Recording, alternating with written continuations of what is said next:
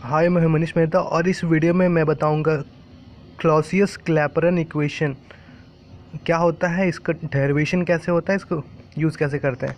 तो बेसिकली मैं कोशिश करूंगा कि इसका डेरिवेशन एकदम आसान तरीके से बताऊं, शॉर्ट में बताऊं, ताकि आपको सेमेस्टर के लिए याद रह सके और उसे आराम से आप जाके वहाँ पे लिख सको, कुछ भी ना भूलो। ठीक है, इसलिए मेरा एम रहेगा जितना जितना शॉर्ट कर और जितना जितना आसान बना सके इसका डेरिवेशन, क्योंकि बहुत ही लंबा होता है। ठीक है, इसलिए मैं इसे कोशिश करूँगा जितना से जितना आपके अपने लैंग्वेज में इंडियन स्टाइल में इसे करके, और जितना छोटा कर सकूँ और इसे जितना अच्छे तरीके से समझा सकूँ, जितना कम से कम समय में। ठीक है, तो क्लॉसियस क्लैपेरन इक्वेशन का शॉर्ट फॉर्म में बोलते हैं CCE, क्लॉसियस क्लैपेरन इक्वेशन। इस ये इक्वेशन वैलिड तब होता है ना जब कोई एक कंपोनेंट हो और दो फेज़ हो। मतलब इसे एग्जांपल समझते हैं, पानी है, पानी कोई एक ही चीज़ है, कोई दो चीज़ तो है ना, नहीं है ना। पानी को एक कंपोनेंट बोलेंगे, और दो फेज़ मतलब उसका दो फेज़ अलग अलग चीज़ हो सकता है, या फिर लिक्विड या वेपर, या फिर सॉलिड या लिक्विड, है ना, या फिर, है ना। तो ये तीन अलग अलग फेज हो सकता है वाटर का, या फिर आइस, या फिर लिक्विड, या फिर वेपर। तो इस इक्वेशन का यूज़ तब हम लोग करते हैं जब दो फेज़ इक्विलिब्रियम में हो, और वो दो फेज़ एक ही कंपोनेंट का होना चाहिए। मतलब एक कंपोनेंट का दो फेज़ इक्विलिब्रियम में, तब हम लोग क्लॉसियस क्लैपेरन इक्वेशन यूज़ कर सकते हैं। मतलब या फिर सॉलिड से लिक्विड फेज़ में इक्विलिब्रियम हो, दोनों एक ही कंपोनेंट का होना चाहिए, या फिर लिक्विड से वेपर फेज़ में इक्विलिब्रियम में, या फिर सॉलिड से वेपर फेज़ में इक्विलिब्रियम में हो, और दोनों एक ही कंपोनेंट का होना चाहिए जो दोनों फेज़ होगा। ठीक है, अब क्लॉसियस क्लैपेरन इक्वेशन का डेरिवेशन तीन अलग अलग तरीके से करते हैं हम लोग। हमारे सिलेबस में पहला वाला है, दो और तरीके जो हमें पढ़ना नहीं है, पर ये इससे होता है, ये चीज़ पता होना चाहिए। पहला तरीका है जो हम लोग ड्राइव करते हैं, वो सेकेंड लॉ ऑफ थर्मोडायनेमिक्स से करते हैं, दूसरा प्रिंसिपल ऑफ कार्नोट इंजन से करते हैं, और तीसरा मैक्सवेल्स थर्मोडायनेमिक इक्वेशन से करते हैं। लेकिन हमारे सिलेबस में सेकेंड लॉ ऑफ थर्मोडायनेमिक्स से इसका डेरिवेशन है, तो उसी से करेंगे, और एकदम शॉर्ट तरीके से, कुछ भी लॉन्ग कट नहीं इसमें, और आपको तुरंत याद हो जाएगा ये वीडियो देखने के बाद। ठीक है, मैंने पिछले वीडियो में बताया था गिब्स हेल्महोल्ट्ज़ इक्वेशन, उसमें से मैंने दो इक्वेशन बताया था कि वो दो इक्वेशन अगर आपको याद हो गया तो आपका वो जो गिब्स हेल्महोल्ट्ज़ इक्वेशन का डेरिवेशन बहुत ही आसान हो जाता है। तो इसमें भी वो दोनों इक्वेशन में से कोई एक इक्वेशन था, उसी का यूज से इसका भी डेरिवेशन है ना, इस क्लॉसियस क्लैपेरन का इक्वेशन, इसका भी इक्वेशन आसान हो जाता है। उसमें मैंने इक्वेशन बताया था वो कि dG is equals to VdP minus SDT। अगर आप याद रख सकते हैं तो याद रख लो कि इसमें गिब्स हेल्महोल्ट्ज़ में इसमें भी उसी इक्वेशन का आएगा यूज, और ये टोटल डेरिवेशन खत्म हो जाएगा। मतलब सिर्फ इस चीज़ में ना, सिर्फ एक चीज़ को आपको रखना है याद, और जो मैं जैसे जैसे बोलते जाऊँगा उस चीज़ को याद रखना है। तो करते हैं स्टार्ट। उसके बाद इसे आप कॉपी में एक बार नोट डाउन कर लेना, उसके बाद और अच्छे तरीके से समझ में आ जाएगा।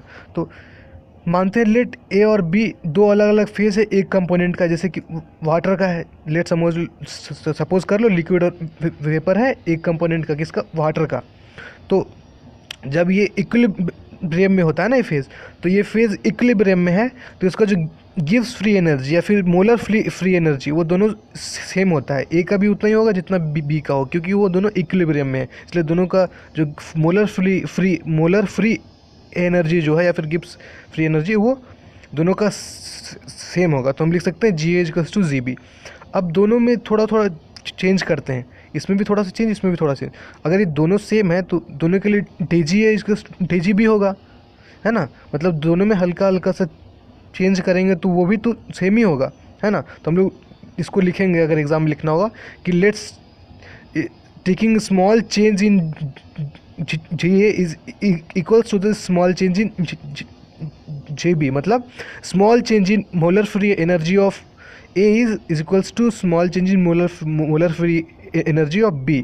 अब ये इक्वेशन आ गया जो मैंने पहले भी बता के रखा, और अभी भी याद रख लेना है, DG is equals to VdP minus SDP। इसे दिमाग में घुसा लो, क्योंकि भैया इससे दो सवाल आना बड़ा बड़ा, 14 मार्क्स का, जो तुरंत स्कोर करेगा एग्जाम में। ठीक है, सेम आराम से पास कर जाओगे ये दोनों इक्वेशन से। तो ये चीज़ याद रखना है। अब DG is equals to VdP minus SDT है, तो अगर एक फेज़ ए के लिए लिखना चाहेंगे तो हम लोग क्या लिखेंगे, सब में ए सब्सक्रिप्ट लगा देते हैं, जी में, वी में और एस में। तो D G A equals to V A D P minus S A D T. बस कुछ नहीं किया, यहाँ पे जी के आगे ए लगा दिए, वी के आगे ए लगा दिए, एस के आगे ए लगा दिए। तो D G A equals to V A D P minus S A D T. B के लिए करेंगे, जहाँ जहाँ ए लगाते हैं वहाँ बी लगा देंगे।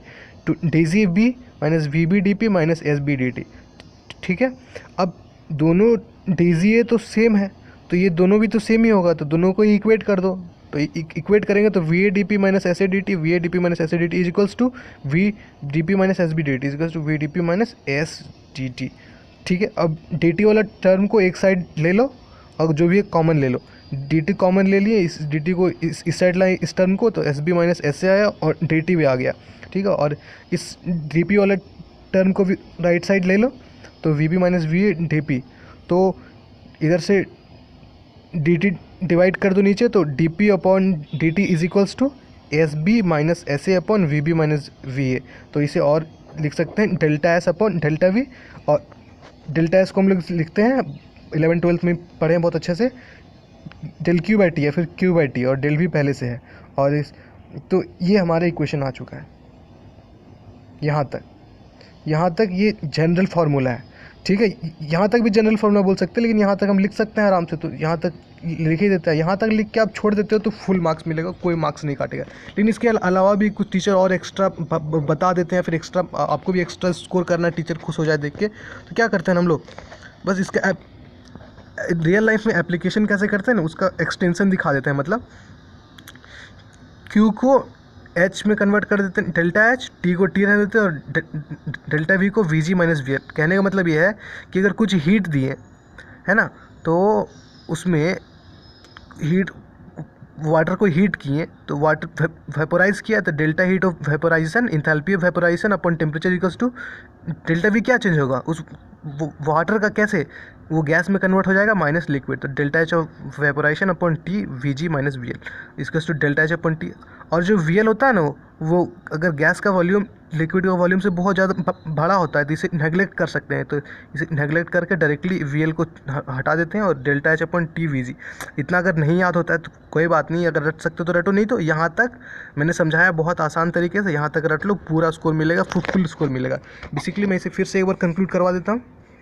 वो ये, इसे सेकेंड लॉ ऑफ थर्मोडायनामिक्स से डराइव कर रहे हैं। पहले दो कंपोनेंट मानेंगे, उनका गिब्स फ्री एनर्जी को इक्वेट करेंगे, फिर उनके स्मॉल चेंज को इक्वेट करेंगे, फिर ये फॉर्मूला रट के रखना है, और दोनों में ए लगा देना है, बी भी लगा देना, और जो चीज़ था राइट हैंड साइड को इक्वेट कर देना है। राइट हैंड साइड को हम इक्वेट करेंगे आराम से, तो दोनों में D T D P common आएगा, और D P upon D T हम लोग कैलकुलेट करेंगे तो delta S upon delta V आ जाएगा, और वहाँ से ये आराम से यहाँ तक हम पहुँच सकते हैं। एक बार कॉपी में लिखो इस चीज़ को, बहुत ही अच्छे तरीके से ये चीज़ समझ में आएगा। वीडियो अच्छा लगा हो लाइक करो, शेयर करो, और जितने दोस्तों को बताओ यार, ताकि एग्ज़ाम में सेम में फेल ना करें। ये सब बहुत बड़ी चीज़ नहीं है, ये सब चीज़ के कारण ना सेम में फेल कर जाते हैं, और बहुत ही ये अजीब सा चीज़ है। ठीक है, तो मेरे चैनल को जरूर सब्सक्राइब करो, और भी फर्दर वीडियोज़ को देखो। मैं अच्छी तरीके से शॉर्ट बना के और भी डालूँगा। Thank you.